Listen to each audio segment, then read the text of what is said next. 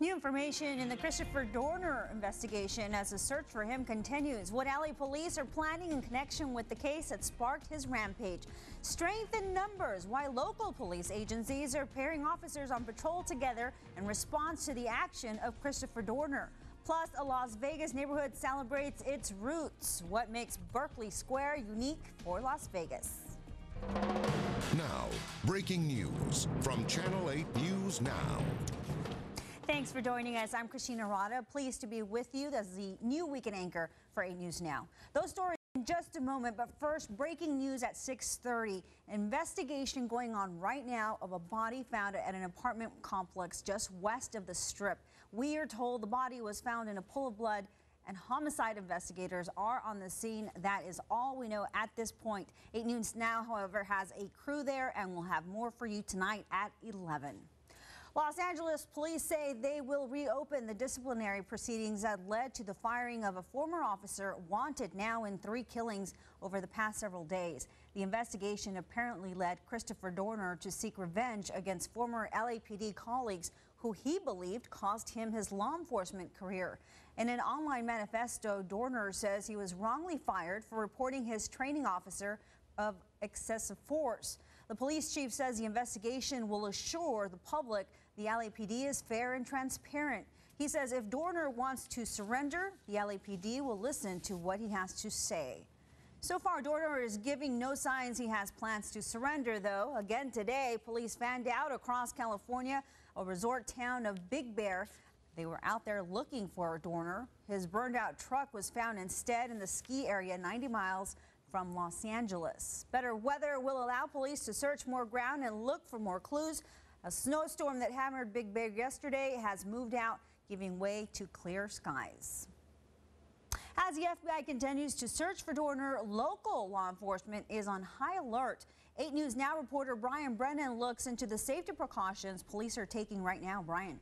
Dorner's manifesto basically declares war on the police, and with strong ties to Las Vegas, Metro and Henderson police departments aren't taking any chances. FBI agents searched Christopher Dorner's home near Blue Diamond and Fort Apache Thursday looking for any sign of the alleged cop killer. Dorner was married in Las Vegas and served as a commanding officer at Fallon Naval Air Station. Here in Las Vegas, we've not seen him, but we're not discounting that he could possibly return here.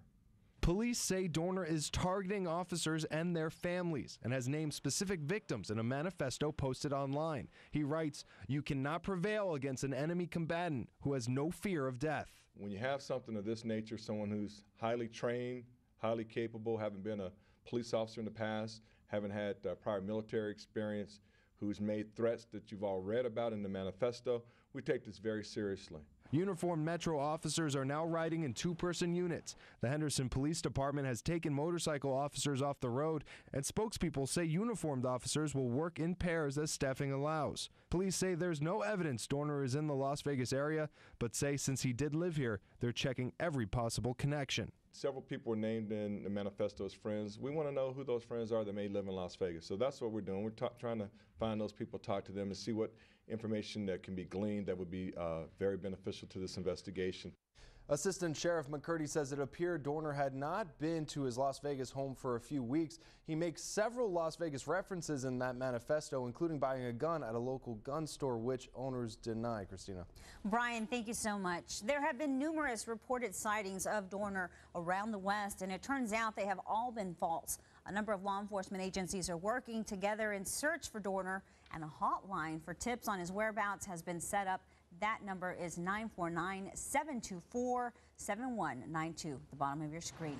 It's also possible that Dorner is trying to get out of the country. That's leading to increased security at the U.S. border with Mexico. This is video at the crossing near San Diego. Customs and Border Protection officers and agents are doing increased inspection of vehicles heading south from California into Mexico. A man is killed in a shootout with Metro Police right in front of a local high school. Police say the unidentified man was wanted for trying to kill his girlfriend. Police say the man pulled out a gun and started shooting at them in the area of Penwood and Arville at an apartment complex right across the street from Clark High School. Classes were done for the day, though. In the shootout, 2 other people were hit. A man who is now in critical condition and a woman who was grazed in the leg. Both were with the suspect. Police are not sure why the suspect was at the apartment complex in the first place. A piece of Las Vegas history was commemorated today in time for Black History Month. City leaders unveiled banners and plaques to mark the site of the first African-American subdivision in the city. 8 News Now reporter Cassandra Garcia brings us that story. On the heels of World War II, African Americans segregated from white communities began pushing for change. And therefore petitioned to the federal government for an area in which they could raise their families and live in nice, comfortable homes. Designed in 1955 by architect Paul Revere Williams, these spacious ranch-style homes sold in the realm of $7,700 and became the first African-American subdivision in Las Vegas. Known as Berkeley Square, the community of roughly 4 blocks was designated a historic district on the National Register of Historic Places in October of 2009. Today, Ward 5 Councilman Ricky Barlow took that step even further, unveiling 34 banners and 2 bronze plaques to mark the historic neighborhood. During that period of time, we're still making a mark and still pushing for equality, not only personally, professionally, as well as in housing. Ruth Eppinger-Doan's parents were among the first to move into the neighborhood in 1957. It was a nice area for families, and we had small homes, but they were designed well so that you had space enough for families to grow. She remembers growing up around influential African Americans. So many people that came in to kind of man the community were professional people, entertainers, doctor. We had 1 doctor, 1 lawyer, 1 dentist, and the rest were just working people. Now the president of Berkeley Square Neighborhood Association, Ruth says she's proud of the changes and the recognition. Well, the dream come true was a place for families to grow. And you could go to school, you could walk to school, you could walk to church. The banners are just awesome. It's just one more enhancement. Cassandra Garcia, 8 News Now. Very nice. Local African-American artist Joseph Watson created those banners. Watson is hosting an exhibit for Black History Month at the Arts Factory that's located at 107 East Charleston. Some teachers, along with some kids, spent the day going to class. The topic, learning about going green. The Desert Research Institute hosted its annual Green Power Training Workshop. 70 teachers and students had the opportunity to participate. NV Energy is a partner in this project as well. Now, the whole idea was to show how those in attendance have ways to incorporate environmentally friendly ideas into their instructional programs and their daily lives as well. Just being more aware of the recycling, more aware of our environment and how important it is for us to reduce waste and recycle. There's a lot more we can do now that I've had a chance to see a lot of what we're discussing in class. Green Power is a nonprofit partnership between DRI and NV Energy to help Nevada's K-12 educators teach their students about renewable energy, conservation, and sustainability. The USA Sevens International Rugby Tournament is bringing some talent and money from all over the world. The sporting event at Sam Boyd Stadium is part of the HSBC Sevens World Series and is the only stop in North America. 16 teams play 45 matches during the 3-day competition. Organizers say fans from all over the world follow their teams to Las Vegas and spend an average of $2,000 each. Several hundred Kiwis, the New Zealanders that flew in, a couple thousand Brits that flew in. You know, we got 50 teams that play in our Las Vegas Invitational from Canada alone. So we got people from all over the world that are assembling here. It's a true Olympic kind of a sport. Very nice. Organizers expect more than 60,000 people will fill the stands before the tournament ends. Thousands of Nevada homeowners are underwater on their home mortgage. Now there's a new plan that could potentially help them. The idea that could put $150 million much-needed dollars to good use. Plus, a Las Vegas showdown, early highlights from UNLV and New Mexico. That's a little later on in sports. This portion of 8 News Now is brought to you by Walker Furniture.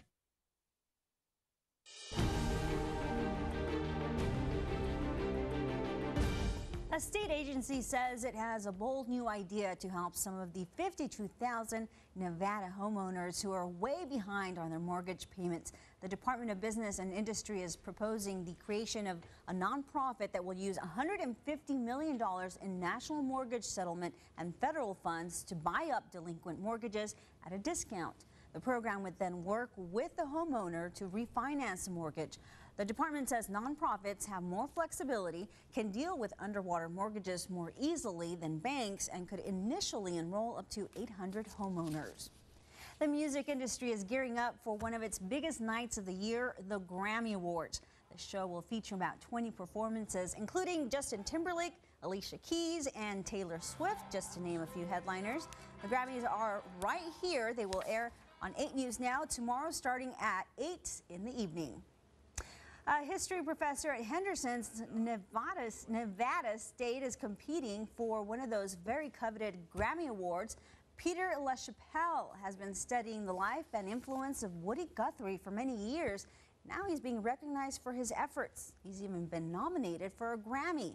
LaChapelle is a contributor to the Guthrie at 100 3-CD box set. He provided 4 previously unreleased tracks and an essay to that collection.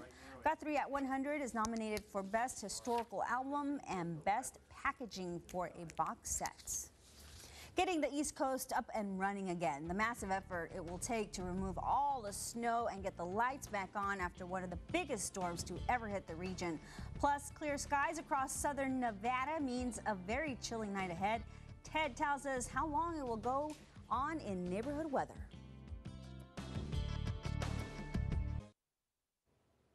The record-breaking storm that pounded the Northeast has now moved out to sea, but not before leaving behind a lot of snow and a lot of damage. Some places got as much as 4 feet of snow, and some 560,000 homes and businesses are without power.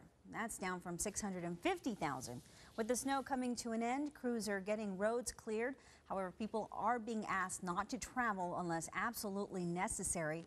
Airports in New York and Boston are slowly opening and should be fully operational by tomorrow. More than 5,000 flights were canceled as a result of the storm. 9 deaths are being blamed on this storm. And Ted Florendo joining us now. Terrible damage to there. Which is why I'm glad that we're here in Las Vegas. Absolutely. The weather is fantastic I'm glad I'm here in Las Vegas. And we welcome you here, Christina. Thank you, Ted. Well, you really did. You're going to do a great job. Met my co-anchor today. Yes, right? And he's funny. Thank you. That's all I got. That's all I got going for me. All right, we got some great weather to show, Christina, and all of you folks, you're going to love it because, yeah, I know it's a little chilly today, but there are some improvements in the forecast. And, hey, guess what? Valentine's Day, only a couple days away. Christina, just a reminder. That's just a reminder to send me some candy. All right, stratosphere shows clear skies outside. Well, actually, there are some clouds out there, but the skies are starting to clear out. You'll see it on our satellite radar composite in just a sec. But right now, I want to start off with the winds because they were a little breezy earlier. Now things are starting to really relax around the region where we're starting to see those winds now down to single digits. Doesn't mean we're out of the woods just yet. Temperatures right now in the 50s. A little chilly outside for the Las Vegas Valley, and same goes for Amargosa Valley and Boulder City in the 40s right now. Prim at 45 degrees. 41 for Searchlight. Now the highs for the day today, not much of a warm-up. Only in the 50s and certainly below average for this time of the year. We know this because a couple days ago we were in the 70s. 51 for Sandy Valley, Prim at 53 degrees, Boulder City at 54. Officially the high for the day today, take a look, 54 degrees. We should be at 61 for this time of the year. But remember, 3 days ago we were at 70 degrees for the high and now we dropped to 54 degrees. Only in Vegas. Temperatures were cool here along with Phoenix. Cold in Fargo, Minneapolis, but get this, the Big Apple and Boston were colder than the upper portions of the Midwest there. Meanwhile, I want to focus on that big winter storm, now headed out to sea, not affecting really anybody here, but that's what it looked like. It was a super soaker. Then I knew the nor'easter that gets the colder winds to come in from the north, and that's where all this changed over to heavy snow from the Cape to Connecticut all the way up to Maine, where they picked up anywhere from 3 to 4 feet of snow in those locales. Back here at home, you can see the sky starting to slowly clear out. We had a few echoes on the radar, but that's just Virgo. None of that touched the ground. And you'll notice here there's a very slight chance of an isolated shower for tomorrow. Just a slight chance before things start to clear out and high pressure builds in place on Tuesday, Wednesday, and most certainly on Thursday. Mount Charleston, 26 degrees for your high for tomorrow, partly sunny. A slight chance of snow. That means SR 160 could be slick tomorrow. 36 degrees tonight, partly cloudy and chilly tonight. A little breezy at times. You might have a little wind chill. 51 for tomorrow, fewer clouds with mainly light winds. And like we said, an evening shower is a